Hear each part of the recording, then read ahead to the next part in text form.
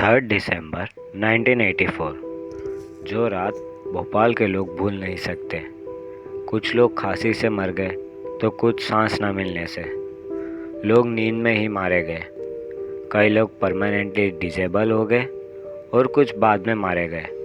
पर ऐसा क्या हुआ था उस रात को, आइए जानते हैं। यूनियन कार्बाइड, जो कि एक मैन्युफैक्चरिंग कंपनी है जो रॉकेट फ्यूल्स और फर्टिलाइज़र बनाता है 1917 से।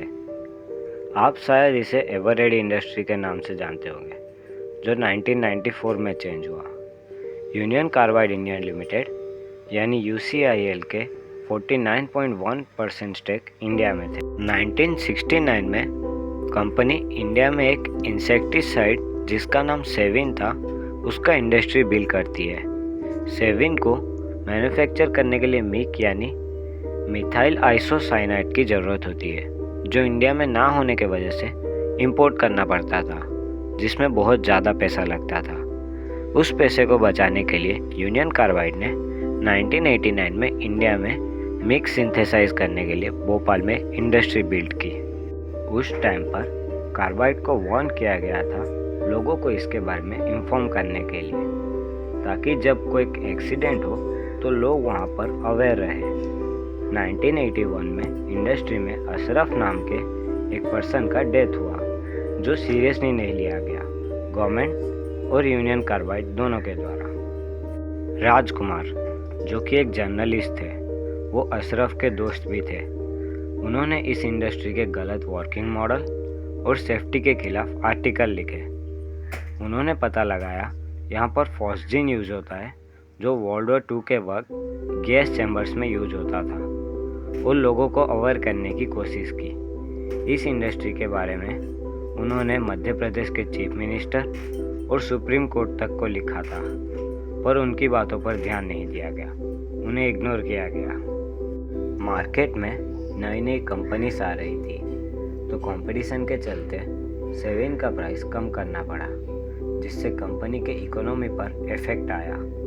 इसके चलते कंपनी ने बिना क्वालिफिकेशन के ही वर्कर्स को एंट्री देना चालू कर दिया और सेफ्टी मेजर्स भी अपग्रेड नहीं किए। पानी और मिक का जो रिएक्शन होता है वो एक खतरनाक गैस इवॉल्व करता है, इसलिए इस जगह पर सेफ्टी बहुत ज़्यादा ज़रूरी थी। इंडस्ट्री में मिक स्टोरिंग के लिए 3 अंडरग्राउंड टैंक्स थे, जिसमें से 2 में ही मिक स्टोर करना था और 60% तक ही करना था। पर उस रात मिक अबव 60% था और 3rd टैंक में भी मिक स्टोर किया गया था। जो मीटर प्रेशर चेक करता है वो भी ऑफ था। 2 अलार्म्स, जो कि एक वर्कर्स के लिए होता है और दूसरा अलार्म जो सराउंडिंग के लोगों के लिए होता था, वो ऑफ था।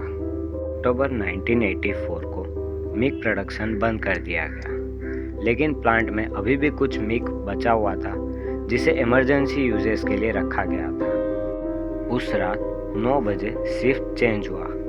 मिक टैंक में वाटर भरा गया, जो कि डेली भरा जाता था, पर आज वो दूसरी साइड से बाहर नहीं आया क्योंकि स्लिप बैंड्स खराब थे।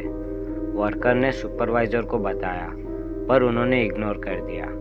प्रेशर थोड़ा ज़्यादा था, जो उन्हें यूजुअल लगा।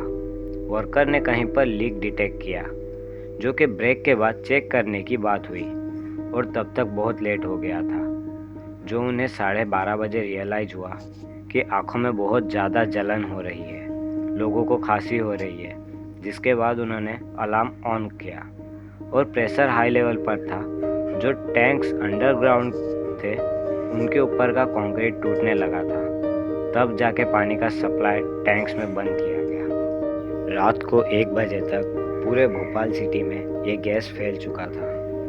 इंसान और जानवर बुरी तरह मारे जा रहे थे, लोगों को हॉस्पिटलाइज किया जा रहा था, लेकिन डॉक्टर्स को इसके खिलाफ क्या एक्शन लेना है कुछ समझ नहीं आ रहा था। जब उन्होंने लोगों को देखा कि उन्हें सांस नहीं मिल रही है, तो उन्हें ज़्यादा से ज़्यादा ऑक्सीजन सप्लाई किया गया, पर यह गैस जो था वो ऑक्सीजन के साथ बहुत डेंजरस रिएक्शन करता है, जिससे लोगों के मरने की रेट बहुत ज़्यादा बढ़ गई। सुबह तक हज़ारों लोग मारे जा चुके थे। रोड पर एनिमल्स की बॉडी पड़ी हुई थी। फिर उसके बाद वहाँ एक्शन लिया गया। जो बचा हुआ मिक था उसे कम डेंजरस बनाया गया। कंपनी ने गवर्नमेंट और रेड क्रॉस को मिलियंस का कंपेंसेशन दिया। वॉरेन एंडरसन, जो कि उस वक्त के यूनियन कार्बाइड के चेयरमैन थे, उन्होंने अपने ऊपर रेस्पॉन्सिबिलिटी ली और वो अरेस्ट कर लिए गए। गवर्नमेंट कहती है कार्बाइड ने ट्रेन वर्कर्स नहीं रखा और कार्बाइड कहता है कि गवर्नमेंट ने नया सेफ्टी मेजर प्रोवाइड नहीं किया। लोगों ने प्रोटेस्ट करना चालू कर दिया। सतीश धवन, जो कि इसरो के CEO थे, उन्होंने लोगों का सपोर्ट किया। सुप्रीम कोर्ट में केस को फिर से ओपन किया गया और कार्बाइड और एंडरसन दोनों को गिल्टी करार दिया गया। न्यू एनवायरनमेंट आर्टिकल 1986 में निकाला गया और कई एक्शन से लोगों का गुस्सा शांत हुआ। 2014 में एंडरसन की किसी नेचुरल कॉज से डेथ हो गई और आज भी कई चीज़ें इस ट्रेजेडी को लेकर क्लियर नहीं हुआ है। अगर आपको ये वीडियो इंफॉर्मेटिव लगा तो ज़्यादा से ज़्यादा लोगों को शेयर कीजिए और आगे ऐसे ही अमेजिंग वीडियोस देखने के लिए सब्सक्राइब कीजिए और नोटिफिकेशन ऑन कर लीजिए। Thank you so much for watching.